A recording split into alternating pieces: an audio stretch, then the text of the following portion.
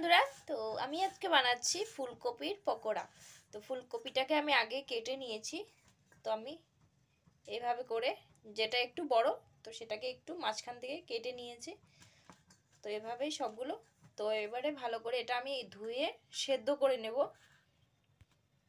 তো আমি এটা ধুয়ে আগে ভালো করে একটু গরম জলে সেদ্ধ করব। সেদ্ধ মানে কি, একটু গরম জলে ফুটিয়ে নেব। আর এখানে আমি আগে থেকেই গরম জল বসিয়ে রেখেছি। তো এবারে ফুলকপিগুলো একটু ভাপিয়ে নেব। তো উপর থেকে আমি নুন দিয়ে দিলাম। আর এটা বেশিক্ষণ সেদ্ধ করব না, একটু কালার চেঞ্জ হয়ে গেলে নামিয়ে নেব। আর এখানে আমি কি কি নিয়েছি হচ্ছে রসুন, আদা, পাকা লঙ্কা, আর এখানে ধনেপাতা কুচি, আর বেসন আর চালের গুঁড়ো তো অবশ্যই লাগবে। তো এগুলো আমি পেস্ট করে নেব। তো এগুলো জল ছাড়াই পেস্ট করব, জল দেব না। তো এখানে আমার পেস্ট করা হয়ে গেছে।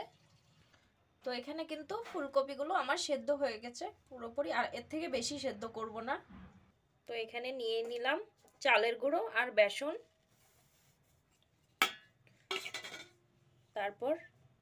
তারপর দিলাম হলুদ গুঁড়ো হাফ চামচ, জিরে গুঁড়ো হাফ চামচ, এখানে দিচ্ছি লঙ্কা গুঁড়ো, কালারের জন্য দিলাম, কালারটা সুন্দর আসবে, এটাতে ঝাল হবে না,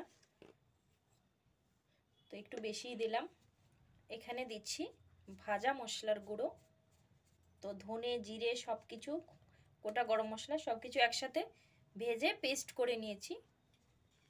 তো এটা বাড়িতে করাই মশলা, ভাজা মশলা বললাম। তো এবারে দিয়ে দিচ্ছি আদা রসুন কাঁচা লঙ্কা, পাকা লঙ্কা যেটা পেস্ট করে রেখেছিলাম।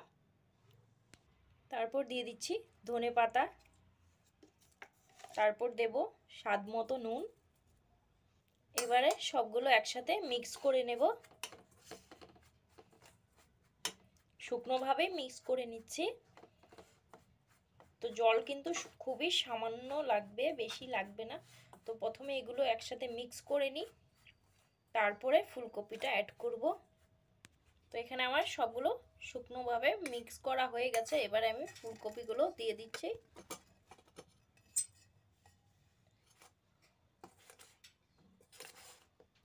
তো এইভাবে একটু ভালো করে ফুলকপিগুলোর গায়ে গায়ে মাখিয়ে নেব।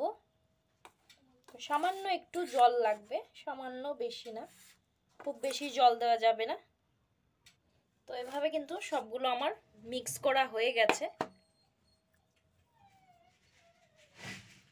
তো এখানে বসিয়ে দিলাম কড়াই। কড়াইটা একটু গরম হোক, তারপর তেল দিয়ে দেবো। তো এখানে কড়াইটা গরম হয়ে গেছে, তো তেলটা একটু বেশিই দিচ্ছি। আর এটা কিন্তু সর্ষের তেল না, এটা রিফাইন তেল।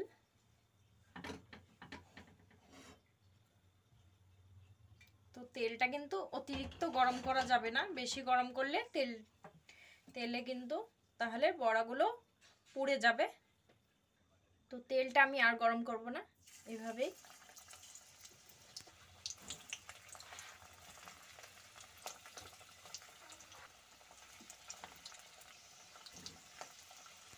তো এভাবেই সবগুলো দিয়ে দিলাম। আর একটু সময় ধরে ভাজতে হবে, না হয় ভিতরটা সেদ্ধ হবে না। তো একটু উল্টে দিচ্ছি।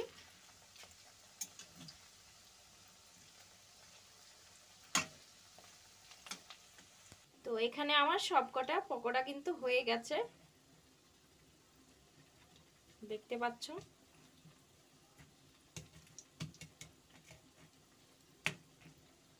কিন্তু খুবই মুচমুচে হয়েছে। তো চলো, তোমাদের যদি ভালো লাগে তাহলে অবশ্যই লাইক কমেন্ট শেয়ার করো। আর চ্যানেলে যারা নতুন আছো চ্যানেলটিকে অবশ্যই সাবস্ক্রাইব করে দিও। তো চলো, পরবর্তী ভিডিওতে আবারও দেখা হচ্ছে। ততক্ষণের জন্য ভালো থাকো, সুস্থ থাকো, টাটা।